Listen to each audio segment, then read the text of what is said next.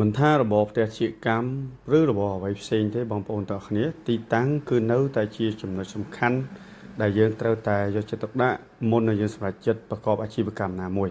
ឧទាហរណ៍បងប្អូនចង់បើកម៉ាតចង់បើកតូបចាប់ហួយចង់បើកការ៉ាសាំងឬក៏ចង់បើកហាងគុយទាវក៏បងប្អូនត្រូវរើសទីតាំង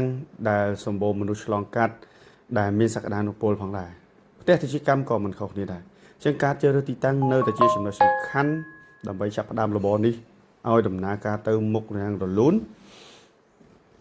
ដើម្បីសម្រេចគោលដៅរបស់បងប្អូនដដែលអញ្ចឹងហេតុនេះសូមបងប្អូនទាំងគ្នាមុននឹងសម្រេចចិត្តសាងសង់គឺត្រូវតែពិនិត្យបច្ច័យមើលទីតាំងឲ្យមែនទែនអញ្ចឹងដូចបងប្អូនឃើញទីតាំងនេះស្រាប់ហើយ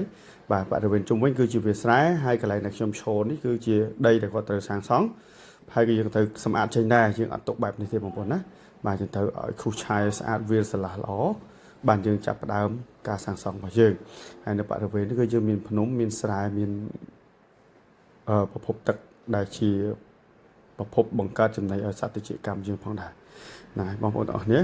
បាទអញ្ចឹងទីតាំងមួយនេះគឺស្ថិតនៅលើទឹកដីខេត្តកំពង់ស្ពឺដែលបងប្រុសគឺគាត់មានការស្រឡាញ់ចាប់អារម្មណ៍យូរមកហើយឥឡូវនេះគាត់បានរៀបចំថវិកាគ្រប់គ្រាន់គាត់អាចចាប់ផ្ដើមធ្វើការសាងសង់ហើយបងប្អូនណាបាទហើយសូមជូនពរបងប្រុសបងស្រីចាប់ផ្ដើមរបរអាជីវកម្មថ្មីនេះទទួលបានលទ្ធផលជោគជ័យគបប្រសើរផងដែរ